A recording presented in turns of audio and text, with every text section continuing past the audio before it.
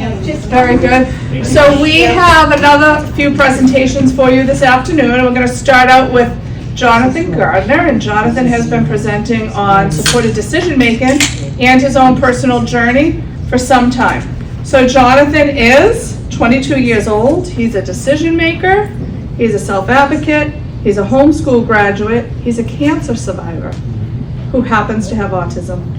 Since the age of 13, Jonathan's vision has always been to help others in any way that he can. He has many different types of support and supporters that help him to live his best life. And he's going to share his personal journey and some info on supported decision making. So Jonathan, thank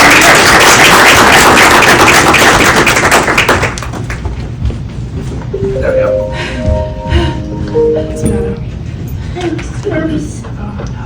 Testing 1 2 3. Testing 1 2 3. Everyone can hear me? Yes. All right. Good afternoon, everyone. My name is Jonathan Gardner, and I'm honored to stand here today to share my journey with you.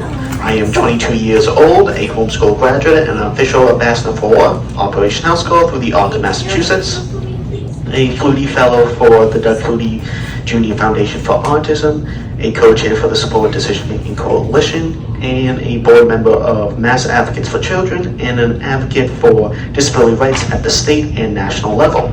I'm also a cancer survivor who happens to have autism. A few fun facts about me are, I love video games, pro wrestling, and anime. Since the age of 13, my vision has always been to help others in any way I can. Today, I want to talk about resilience in the face of challenges, and how important it is to recognize that everyone's voice matters, no matter how someone may communicate. I like to say I happen to have autism because autism does not define me. I believe we are all human beings with different experiences and perspectives that make the world better. Everyone has worth and value to our world. Autism may influence the way I think, the way I advocate, and the way I connect with others, but it's just a piece of who I am. I have many pieces to me. For instance, it's like my arm or my leg. It's just a piece of myself. Excuse me. I didn't sleep well today. Every human being has strengths and challenges. Some people may be great at verbal communication, but struggle with sensory overload. Others may not use spoken words, but are incredibly insightful when given the right tools to express themselves. Instead of focusing on labels, we should focus on listening to each individual and respecting their needs. Before I was born, doctors said there was no heartbeat and wanted to end the pregnancy. But my mom trusted her instincts and got a second opinion. They found a faint heartbeat, and I'm here today because someone believed in me. As a young kid, I had big challenges, sensory issues, colic, allergies, and I didn't begin to use words until I was 5. But my family created a safe space for me, and my mom was my biggest comfort.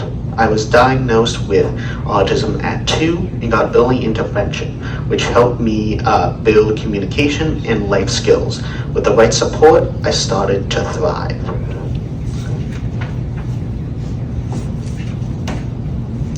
But then, second grade, everything changed.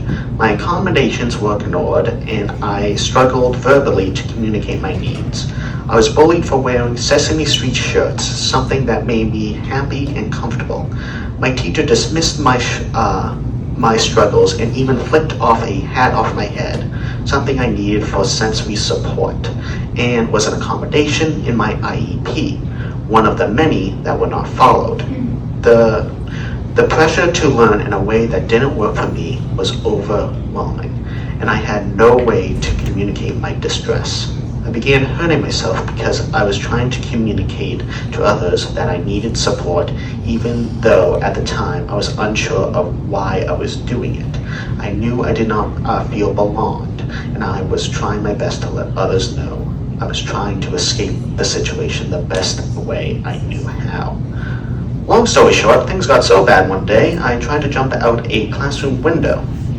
No child should ever feel that way. This is why I serve on the board of Mass Advocates for Children. The organization fights to make sure all kids, especially those facing barriers, have a fair chance to learn, grow, and thrive. After the first traumatic experience, I was placed in an out-of-district school where I was promised safety, but what I got was more trauma. When I became overwhelmed and cried, my teacher took me into a timeout room and restrained me. She sat on me, pressing my body to the ground, making me feel like hot lava was burning through my body. This happened over and over. I was terrified. I needed my mom, but she was not allowed to come in. I needed someone to listen, but no one did.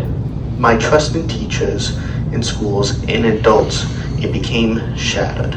When my mom found out what was happening to me by walking in on it, she pulled me out of school, and I was homeschooled from that point on. It was only then that I finally felt safe. That was years ago, but I'm still living with the consequences of those actions today. I've been diagnosed by my neurologist, a doctor of mine, with PTSD from my school-based trauma. I have severe trust issues because of what happened to me. Imagine being a child and realizing that the very people who are supposed to be there to support you, help you, are the ones hurting you. Now imagine growing up and trying to navigate the world with that fear still inside of you. This is why I fight for change. No child should ever feel unsafe in a place meant for learning. No child should be restrained because they are overwhelmed. No child should be ignored when they say they are in distress. And no child should carry this trauma into adulthood.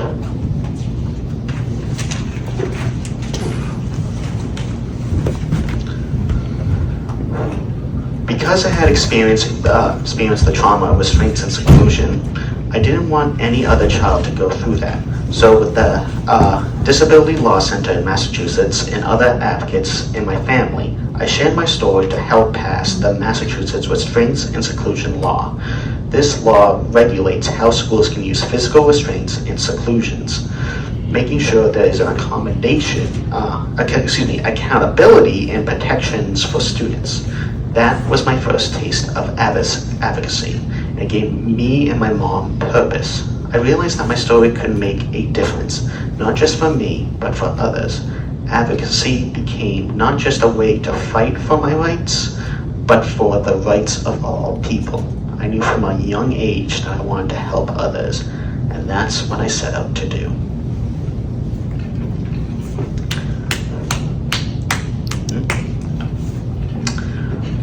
Homeschooling became my safe place to learn. My mom took on the role of my teacher, my advocate, and my rock. We created a learning environment where I could thrive. Instead of following a strict curriculum that was not tailored to my learning style, I was the guide of my own education, learning in ways that made sense to me. Now then, we're going to skip ahead a little bit. In 2021, at 18, my life took another turn.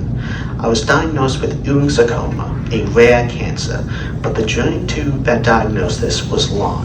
For 5 months, doctors ignored my pain. They assumed my symptoms were because I have autism, not because something was seriously wrong. This is called diagnostic overshadowing.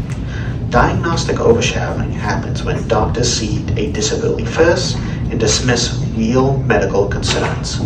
Many doctors told my mom, not me, the patient, that I should see a psychiatrist instead of looking deeper into the pain. They didn't take me seriously. Finally, one doctor listened and said she did not know what was wrong, but was going to find out, and that's when they discovered my tumor.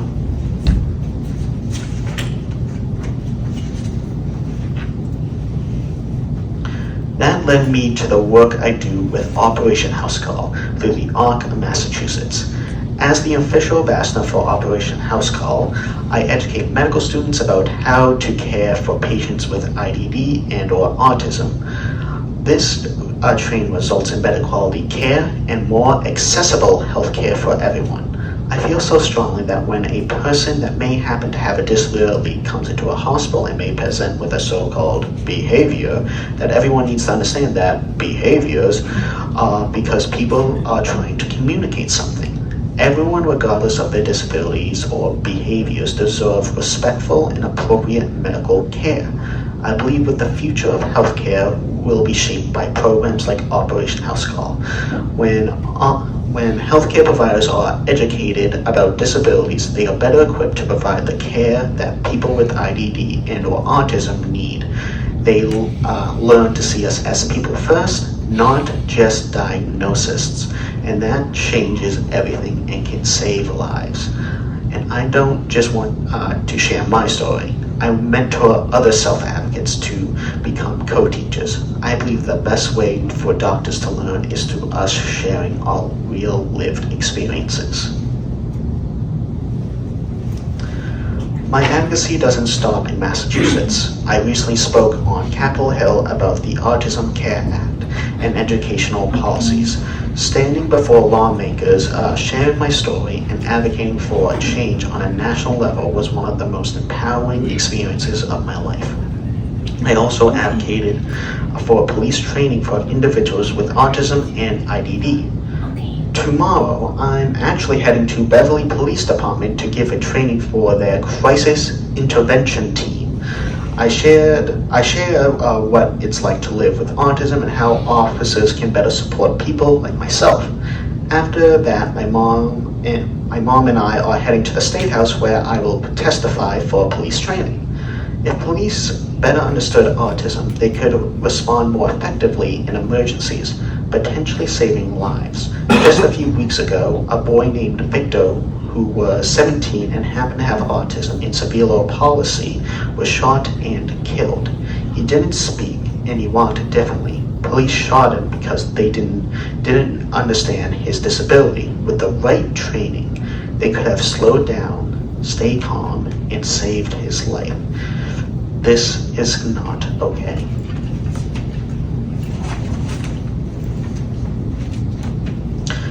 Now then, I'm going to talk to you about something really important to me. Supported decision making, or SDM for short. Supported decision making allows certain adults like myself, which includes those with disabilities, the elderly, to maintain their rights, dignity, and independence by choosing trusted supporters to provide assistance, making decisions about our lives. Supported decision making is an alternative to guardianship. Supported decision making does not replace guardianship. It's just another option for people like me who don't need guardianship but do need some support. I believe more options are better. This is how it works. I get to pick a group of people that I trust to help me make decisions. I'm the decision maker in my life. I've used supported decision making in my fight against cancer, my mental health, and most aspects of my life today. My supporters help me using pros and cons to make decisions, but ultimately the decision is mine. Let me explain how I got started.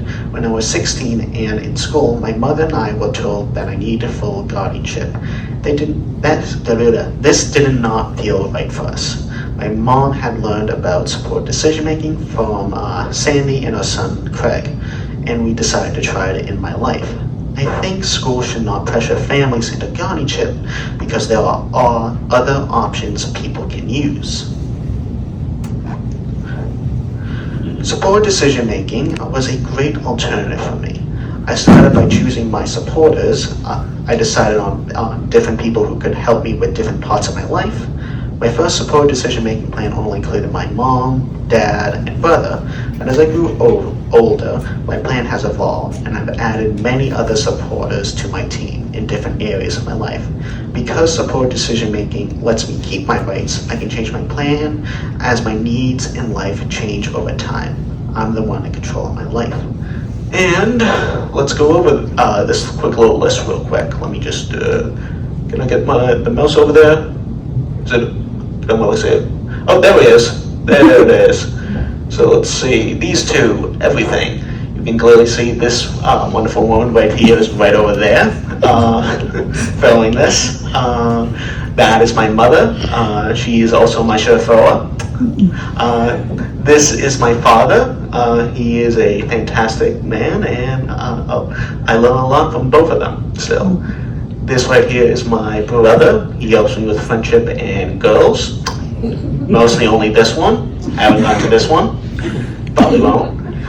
Faith and family. This is my grandparents. They help me with my faith and family matters. I love them dearly.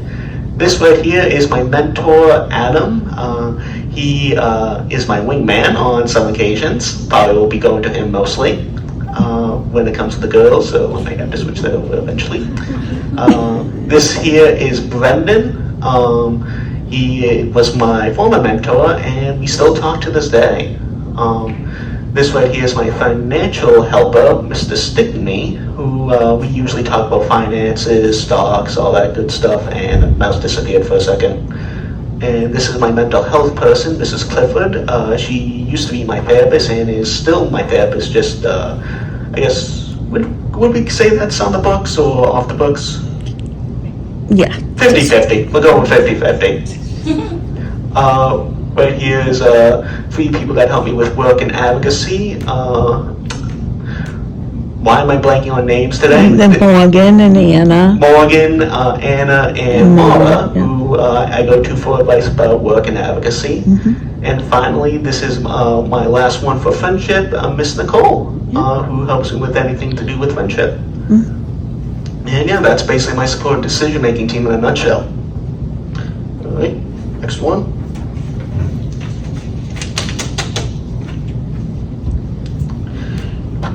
During the height of the COVID-19 pandemic, I was diagnosed with cancer.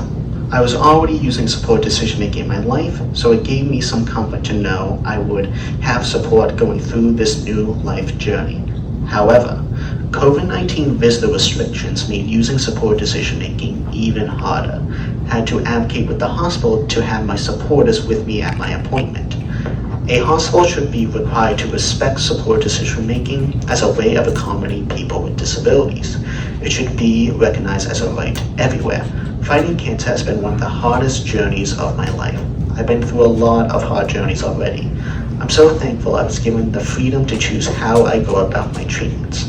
Having been able to use support decision-making during my cancer journey was really life-saving for me and helped me make my own decisions while battling cancer. I would not be the person I am today without support decision-making. For example, when I was 6 months into chemotherapy and 2 weeks into radiation, I came home one day and my body and mind were feeling horrible and hopeless. I ended up in my bedroom crying and just really wanted to give up. I told my mom, I don't care what happens to me. I just want this all to stop, even if the tumor kills me. My mom had to take time to process all of this herself, but when she came back into my room, she came back not as my mom, but as my support person. She said to me, Jonathan, I do not know what the answer to this all is, but if you can put your faith in me as your support person, I'm going to try my hardest to help you figure this out. From there, I gave my mom the okay to contact my medical team, and together they all came up with a different plan for me to think about. After the meeting, I was able to talk to my supporters about the plan and got my questions answered, and then I agreed to move forward with it. The plan ultimately saved my life while also taking care of my mental health. At the same time, thanks to support decision-making.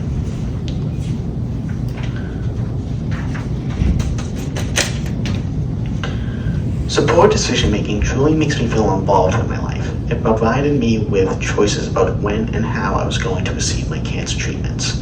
Because of support decision-making, I was able to let my body and voice guide me with the help of my supporters. I did not have many choices when it came to having cancer, but at least I was able to control when and how I got through it. Thanks to support decision-making, I'm the one in control of my life, not a judge or a guardian. If I was not able to pick my support people during my cancer treatments, I would just be a shell of myself now, if I even survived. I'm the type of person that needs to have full trust in the people that are in my life. If someone else had picked those people for me, I would not fully be able to be the person I am today. I need to make sure I need to make choices for my own life. If a guardian had forced me into treatments, I would have been severely depressed, damaged, and not the person I am today. Supported decision-making offers options in my life. I firmly believe that supported decision-making gives me and people a choice for freedom and a choice of who supports them. Everyone should have the right to choose the way they want to live so they can live their best lives to the fullest. As I wrap up today, I want to leave you with this. Life's challenges will test us, whether it's autism, bullying, cancer, or barriers. We all face obstacles that can feel overwhelming. But we don't have to face them alone. Sharing our lived experience in any way is powerful. Together, by sharing our experiences and perspectives, we can advocate for ourselves and others to live our best lives. I want to end with a quote from someone who means a lot to me. My friend, mentor, and a lawyer who first helped me get involved in passing the restraints and exclusion law.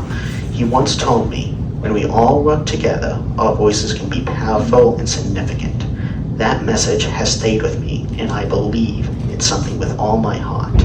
When we all come together, when we lift each other up, we don't just make noise, we create real, lasting change. So that's it. Any questions from anyone? Yes,